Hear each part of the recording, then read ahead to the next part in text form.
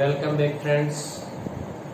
આપણે સપુષ્પી વનસ્પતિમાં લિંગી પ્રજનન આ ટોપિકની અંદર આ ચેપ્ટરમાં આપણે જો આગળ વાત કરીએ તો છેલ્લે આપણે એમાં પરાગનયન માટેના વાહકો અને જે કોઈ પણ બાહ્ય પરાગનયનની પ્રક્રિયા અને એના માટેના જે કોઈ પણ એમાં વનસ્પતિ દ્વારા વિશિષ્ટ પ્રકારના જે અનુકૂલનો જોવા મળે છે, પ્રયુક્તિઓ જોવા મળે છે બાહ્ય ફલન માટે, એના વિશેની પણ એમાં આપણે ચર્ચા કરી ચૂક્યા છીએ.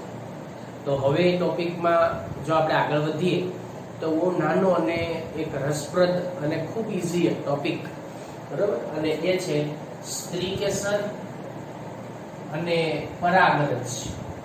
એના વચ્ચે જે આંતર પ્રક્રિયા છે એના વચ્ચે શું સંબંધ છે અથવા તેના વચ્ચે કઈ પ્રકારની આંતર પ્રક્રિયા આપણને સામાન્ય રીતે થતી જોવા મળતી હોય છે. તો આપણે બધા જાણીએ છીએ ભાઈ પરાગરજનું પરાગાશયમાંથી જ્યારે એ સ્ફોટન પામી બહાર મુક્ત થાય અને ત્યાંથી એ સ્ત્રીકેસરના પરાગાસન ઉપર બેસે, બરાબર, અથવા તો સ્થાપિત થાય અને ત્યાંથી એમાંથી પરાગ નલિકા જે જન્યુઓનું અંડકમાં દાખલ થવા સુધીની જે બધી જ પ્રક્રિયાઓ છે એ પ્રક્રિયાઓને આપણે સામાન્ય રીતે પરાગરજ અને સ્ત્રીકેસર વચ્ચેની આંતર પ્રક્રિયા તરીકે ઓળખવામાં આવે છે. એટલે આપણે એની અંદર એવું કહી શકાય કે પરાગરજ સ્ત્રીકેસરના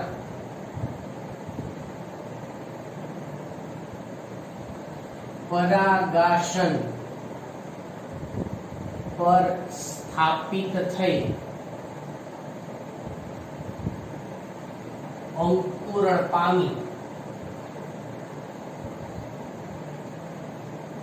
પરાગ નલિકા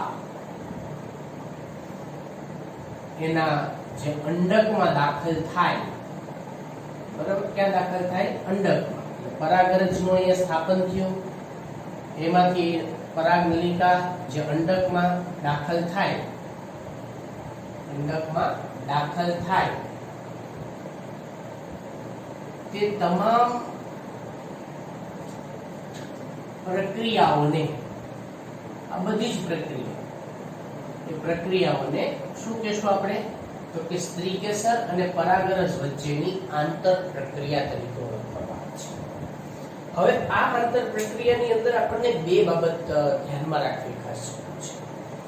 એક વસ્તુ આપણે જાણીએ છીએ કે જ્યારે પણ કોઈ પણ પરાગરજ જે છે પરાગરજનું સ્ત્રીકેસરના પરાગાસન ઉપર જ્યારે એનું સ્થાપન થાય ત્યારે એ પરાગરજ સંગત જ હોય.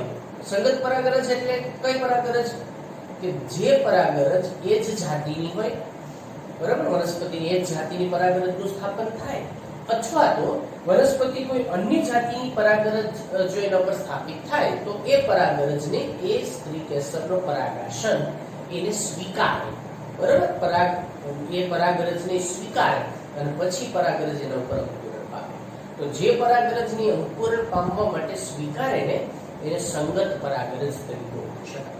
એટલે હવે પરાગનયનની પ્રક્રિયા દરમિયાન સંગત પરાગરજનું જ સ્થાપન થાય એવું જરૂરી છે? એવું તો બિલકુલ જરૂર નથી, કેમ કે હવે તો કોઈ પણ વાહકોની મદદથી એની ઉપર પરાગરજનું સ્થાપન થતું હોય છે. તો આ સ્થાપન તો કોઈ પણ વનસ્પતિ અન્ય જાતિની પણ પરાગરજ એના ઉપર સ્થાપિત થઈ શકતી હોય છે. તો બે પ્રકારની સ્થિતિ ઉત્પન્ન થાય. એક, એ પરાગરજનો સ્વીકાર કરવો અને બીજી, કાં તો એ પરાગરજનો અસ્વીકાર. તો જે પરાગરજનો સ્વીકાર થાય એને કઈ પરાગરજ કહેવાય? તો કે સંગત પરાગરજ.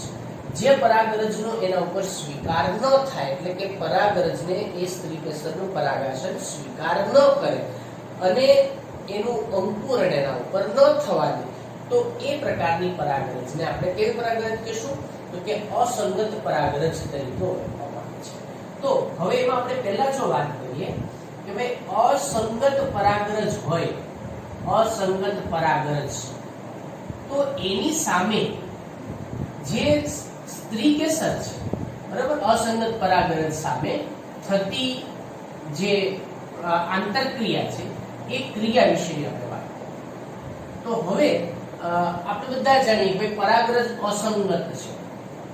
તો અસંગત પરાગરજ હોય, બરાબર, અસંગત પરાગરજ હોય અને જો અસંગત પરાગરજનું સ્થાપન થાય એટલે કે જો આ પરાગરજનું સ્થાપન થાય તો તેનું અંકુરણ, બરાબર, એનું અંકુરણ એના ઉપર આપણે પરાગાશન ઉપર થતું નથી. આ એક છે. ઇન કેસ ચાલો એમ માનીએ કે અંકુરણ થઈ ગયું છે તો બીજી કન્ડિશન કે એ પરાગનલિકા અંડક સુધી વિકસિત થતી નથી, એ અધૂરી રહી જતી હોય છે, બરાબર. એટલે એ થતું નથી. જો અંકુરિત થાય તો, જો અંકુરિત થાય, બરાબર, તો પરાગ નલિકા એ અંડક સુધી વૃદ્ધિ પામતી નથી, બરાબર. એના સુધી એમાં આપણને વૃદ્ધિ પામતી નથી. એટલે આ બે સ્થિતિ એની અંદર આપણને જોવા મળે છે. તો આ કોની વિશેની ચર્ચા કરી આપણે? તો કે અસંગત પરાગરજ હોય તો શું થાય? તો પહેલી કન્ડિશન, કાં તો અંકુરણ ન પામવા દે. ઇન કેસ ચાલો અંકુરણ પામ્યું તો પરાગનલિકાનું વૃદ્ધિ થાય નહીં, એટલે કે અંડક સુધી પહોંચે નહીં. તો આ પ્રક્રિયા કોની સામે થઈ? તો કે અસંગત પરાગરજ, બરાબર. હવે બીજી પ્રક્રિયાની વાત કરીએ આપણે કે જો એ પરાગરજ સંગત હોય તો શું કરે, બરાબર, તો શું થાય છે? તો બીજી કન્ડિશન, જે સંગત પરાગરજ, જો એ પરાગરજ સંગત પરાગરજ હોય તો શું થાય છે? તો સૌથી પહેલા તો સંગત પરાગરજ હોય તો એ સંગત પરાગરજનું અંકુરણ થાય, એટલે એનું અંકુરણ પ્રેરે છે. હવે વૈજ્ઞાનિકોએ આ જે બધા જ સંવાદ છે ને, કોના વચ્ચે થતા સંવાદ, તો કે સ્ત્રી કેસર અને પરાગરજ વચ્ચેના સતત જે સંવાદો થાય છે, બરાબર. સંવાદો થાય એટલે કે એકબીજા સાથે કોઈ વાર્તાલાપ નથી કરતા, પણ એકબીજા સામેની પ્રતિક્રિયાઓ દર્શાવતા હોય છે, એકબીજા સાથેની એ અલગ અલગ પ્રકારની જે લાક્ષણિકતાઓ દર્શાવતા હોય છે, તો એને સંવાદ તરીકે ઓળખવામાં આવે છે. એટલે જો એ સંગત પરાગરજ હોય તો વૈજ્ઞાનિકોએ એમાં એવું ઉલ્લેખ પણ થયેલો છે કે જો સંગત પરાગરજ હોય ને તો પછી એ શું કરે છે? તો કે પરાગરજને ઉલટાનું સ્ત્રીકેસરનું પરાગાશન પોષણ આપે છે. એને એમાં ઉત્સેચકીય ફેરફારો થાય છે કે જે ફેરફારોને પરિણામે એનું અંકુરણ પ્રેરાય છે. કોનો? સંગત પરાગરજ, બરાબર. એ બંને વચ્ચે થતી એક રાસાયણિક પ્રક્રિયા છે. એટલે જો એ પરાગરજ સંગત હોય તો સ્ત્રી કેસરના પરાગાશન પર તેનું અંકુરણ થાય છે. ચલો, સૌથી પહેલા તો એને સ્વીકારે છે, પેલી વસ્તુ સ્વીકારે, પછી એને પોષણ આપે છે. અંકુરણ થાય ત્યારે શું થાય? તો કે તેમાં ઘણા ઉત્સેચકીય ફેરફારો પણ જોવા મળશે. ઉત્સેચકીય જે કોઈ પણ એવા પ્રક્રિયાઓ થાય, બરાબર, ઉત્સેચકીય પ્રક્રિયાઓ થાય જેના પરિણામે એની જે પરાગ નલિકા અંકુરણ પામે છે, એ પરાગ નલિકા પરાગ વાહિનીમાં અંદરના ભાગે એનું વહનની પ્રક્રિયા આપણને થતી જોવા મળતી હોય છે. હવે આ ઉત્સેચકીય પ્રક્રિયાઓ જે છે સતત સંવાદને પરિણામે આપણને થતા જોવા મળતા હોય છે. હવે અહીંયા એક પ્રશ્ન થાય, અહીંયા વાત કરી કે સ્ત્રી કેસરના પરાગાશન ઉપર તેનું અંકુરણ થાય, પણ અંકુરણ થાય તો એ કેટલીક પરાગરજનું અંકુરણ થાય? ધારો કે એમાં 2-3 સંગત પરાગરજ હોય તો એના આધારે અહીંયા એક જ પરાગરજનું અંકુરણ થાય છે કે એક કરતા વધારે પરાગરજનું અંકુરણ થાય, એના આધારે એને 2 પ્રકાર પાડવામાં આવે છે. એક જેને કહેવાય આપણે શું, તો પહેલો પ્રકાર છે એનો જેને કહેવામાં આવે છે એક વિનાલ. એક વિનાલ એટલે કે મોનોસાયફોરસ, તો મોનોસિફોરસ કહેવામાં આવે છે. તો મોનોસિફોરસ એટલે શું થાય? તો કે એમાં એક જ પરાગરજ અંકુરિત થાય, બરાબર. એક જ પરાગરજ અંકુરિત થાય એને આપણે મોનોસાયફોરસ તરીકે ઓળખી શકાય, બરાબર. હવે બીજો પ્રકાર શું થયો? તો કે ભાઈ બહુવિનાલ. બહુવિનાલ એટલે શું? તો બહુવિનાલ એટલે સીધી વાત છે કે એક કરતા વધુ, બરાબર. તો એની ઉપર એક કરતા જે કોઈ પણ વધુ પરાગરજ જે છે એનું અંકુરણ થાય છે તો એને આપણે પોલિસાયફરસ તરીકે ઓળખવામાં આવે છે. તો આ રીતે અહીંયા જે કોઈ પણ સ્ત્રીકેસરની અંદર એમાં જે છે પરાગાશન ઉપર કેટલી પરાગરજનું અંકુરણ થાય એના આધારે પણ તમે એના પ્રકાર જુદા જુદા જે છે આ પ્રકારના એ પણ એની અંદર આપણે પાડી શકાય છે. હવે જો આગળ વાત કરીએ આપણે એની અંદર તો હવે પછી શું થાય તો જ્યારે એમાં પરાગરજનું અંકુરણ થાય અને અંકુર પછી પરાગનલિકા એમાં વૃદ્ધિ પામે છે, બરાબર? એટલે પરાગનલિકા જે છે પરાગનલિકા એની અંદર વૃદ્ધિ પામે. હવે તમે યાદ કરો આપણે એક વાત એવી કરી ચૂક્યા છે કે જ્યારે પરાગરજ પરાગાશયમાંથી સ્ફોટન પામે ને ત્યારે અમુક પરાગરજમાં બે કોષ હોય, અમુકની અંદર ત્રિકોષીય રચના જોવા છે, બરાબર? એટલે આ જે પરાગરજ છે ને એ પરાગરજમાં કાં તો દ્વિકોષીય, આવા દ્વિકોષીયમાં કોનો સમાવેશ થાય છે બાળકો યાદ કરજો.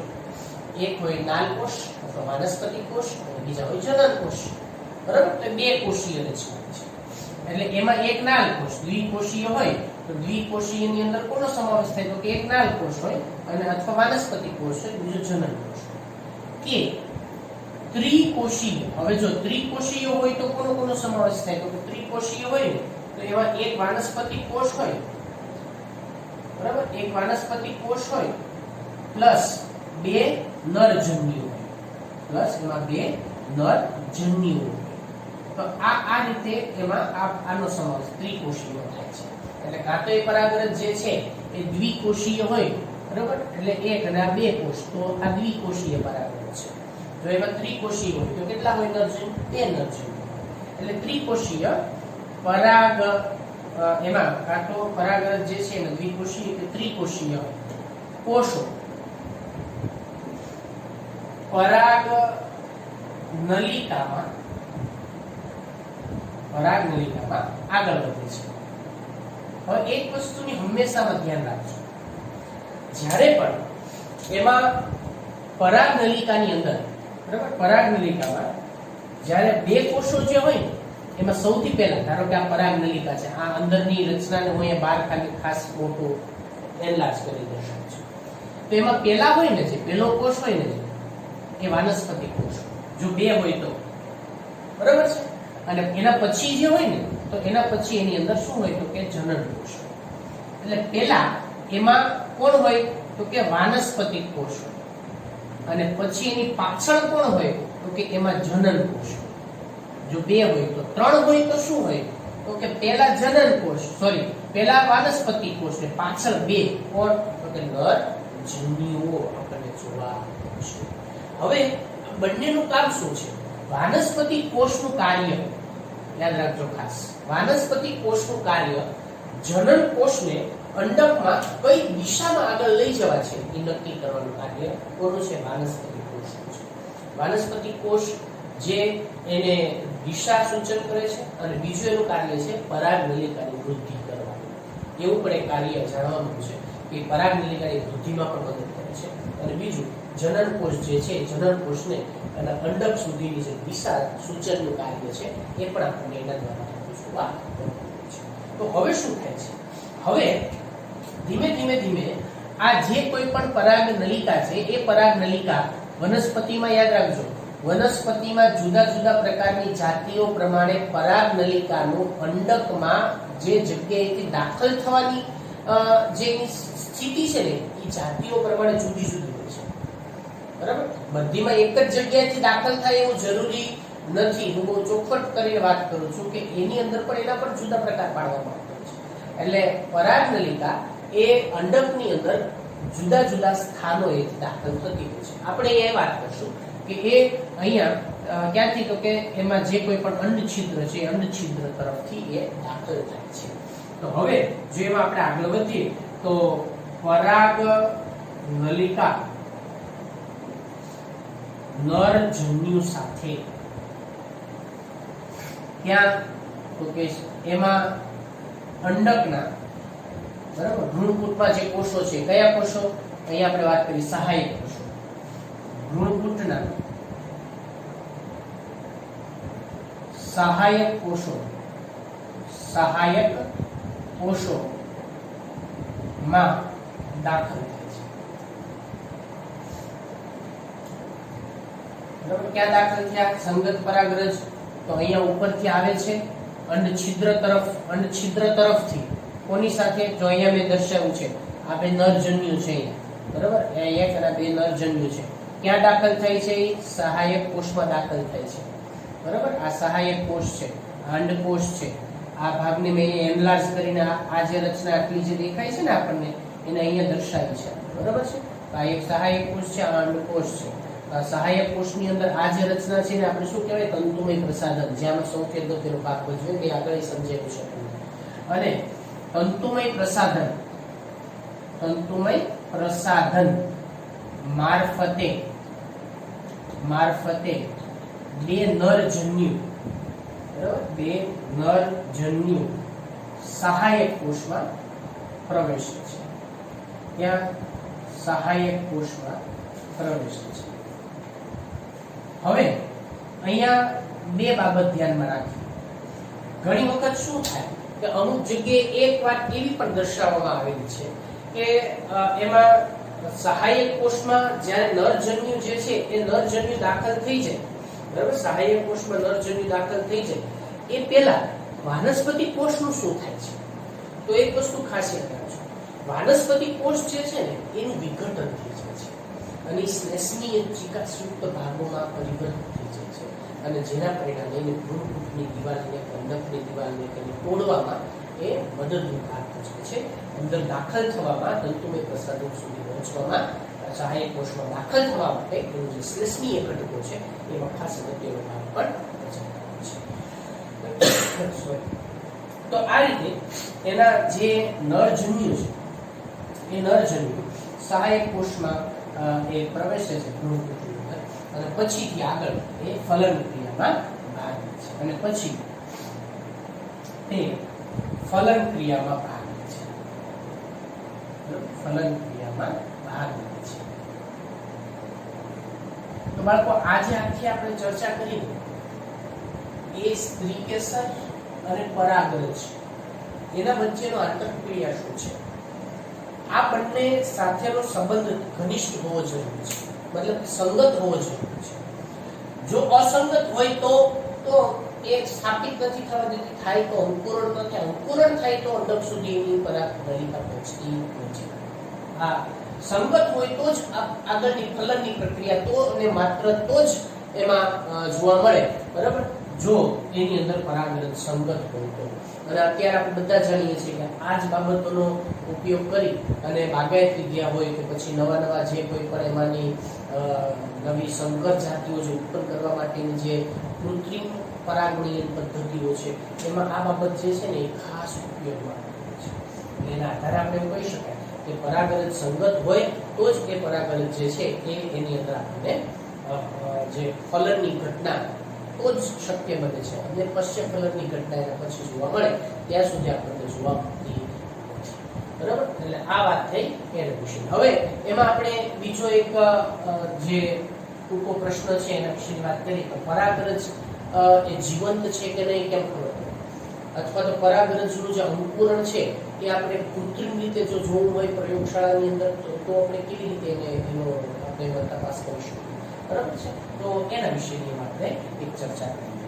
જો પરાગરજની જીવંતતા તમારે ચેક કરવી હોય કે આ પરાગરજ જીવંત છે કે નહીં, મેં તમને પરાગરજની અંદર વાત કરી હતી કે પરાગરજની જે જીવંતતા છે ને વનસ્પતિની જાતિઓ ઉપર આધારિત હોય, બરાબર, કે કેટલો સમય જીવિત રહી શકશે અને પરાગાશયમાંથી જ્યારે સ્ફોટન પામે એ પછી કેટલો સમયમાં જીવિત રહી શકે છે એ વનસ્પતિની જાતિઓ ઉપર આધારિત હોય છે. કેટલીક અમુક મિનિટો પૂરતી હોય, કેટલીક અમુક મહિનાઓ સુધી પણ જોવા મળી શકે છે. બરાબર, તો એના વિશેની આપણે જો વાત કરીએ કે પરાગરજ એ પરાગરજનું અંકુરણ એમ પણ આપણે કહી શકાય છે, બરાબર, અંકુરણ અથવા તો એની જીવંતતાની તપાસ એ આપણે જો એમાં દર્શાવ્યું હોય તો આપણે એની અંદર શું કરી શકાય છે તો એના વિશે તમે કોઈ પણ વનસ્પતિની પરાગરજ લઈ લો, બરાબર, તમે કોઈની પણ લઈ લો, તમે એમાં કાકડીની લઈ લો, કારેલાની લઈ લો, ટિંડોરાની લઈ લો, કમળની લઈ લો, બારમાસીની લઈ લો, કોઈ પણ વનસ્પતિની પરાગરજ, જાસૂદ કે ગુલાબ કે વhatever કોઈની પણ પરાગરજ એ પરાગરજનું જીવનતા કેટલી છે આપણે તપાસવી હોય તો આપણે એને શું કરશું? પ્રયોગશાળાની અંદર આ પ્રયોગ કરવામાં આવતો સામાન્ય. તો એના માટે છે ને આપણે સૌથી પહેલા તો એક ધારો કે આપણે લઈએ કે ભાઈ બારમાસી, એ બારમાસી વનસ્પતિની પરાગરજ. તો આ પરાગરજ જે છે એ પરાગરજને એમાં લેવામાં આવે છે. હવે શું કરવામાં આવે? તો હવે એની અંદર આપણે એક 10% સુક્રોઝનું એક સોલ્યુશન બનાવવું છે, દ્રાવણ બનાવવું છે. કેટલા ટકા? 10% સુક્રોઝનું દ્રાવણ બનાવવું. સુક્રોઝ એક શર્કરા છે, શર્કરાનું દ્રાવણ, બરાબર, પરાગરજ એ લેવામાં આવે છે. હવે આ પરાગરજનું શું કરવામાં આવે? તો કે તેને 10% જે કોઈ પણ એમાં સુક્રોઝ 10% સુક્રોઝ ના દ્રાવણમાં થોડો સમય એને એમાં રાખવામાં આવે છે, બરાબર, થોડો સમય રાખવામાં આવે છે. હવે એ પછી શું કરવાનું છે? તો કે એ પછી તમે લગભગ 10-15 મિનિટ પછી જો આપણે એને માઇક્રોસ્કોપમાં એક સ્લાઇડ ઉપર મૂકી અને જો એને અવલોકન કરવામાં આવે, બરાબર, એટલે એમાં લગભગ 10 થી 15 મિનિટ બાદ આ પરાગરજ ને જે માઇક્રોસ્કોપ, સૂક્ષ્મદર્શક યંત્ર, બરાબર, માઇક્રોસ્કોપમાં એમાં અવલોકન કરવામાં આવે, એનું પરિણામ જે છે એ પરિણામ મળે છે. તો શું પરિણામ આપણને મળે? તો આપણને એ પરિણામ મળે કે પરાગરજ જે છે એ પરાગરજ જ્યારે એને સ્લાઇડ ઉપર જોવામાં આવે એમાં કેટલીક પરાગરજ એવી પણ હોય છે કે જે અંકુરિત ન પણ હોય અને કેટલીક પરાગરજ એવી પણ હોય છે કે જે પરાગરજ એમાં અંકુરિત આપણને જોવા મળતી હોય છે. એટલે આ રીતે એની અંદર પરાગરજ જે છે એ અંકુરિત પરાગરજ અને આ જે અંકુરિત નથી પામી એ પરાગરજને આપણે જુદી પાડી શકાય છે. એટલે એના આધારે આપણે જાણી શકાય કે કઈ પરાગરજ કેટલો સમય સુધી એની જીવનતા કેટલી છે, બરાબર. તો આવી રીતે આપણે એક નાનો પ્રયોગ જે છે પણ પ્રયોગશાળાની અંદર કરી અને જીવનતા વિશેની માહિતી મેળવી શકાય છે અને પરાગરજનું અંકુરણ જે છે એના વિશે પણ આપણે જાણકારી મેળવી શકાય છે. તો આ બે બાબતોની આપણે ચર્ચા કરી. એક તો આ સ્ત્રીકેસર અને પરાગરજ વચ્ચેનો આંતરસંબંધ શું છે અને બીજું કે પરાગરજની જીવનતા આપણને કઈ રીતે માલુમ પડી શકે છે, બરાબર. બાકી ચર્ચા આપણે આગળ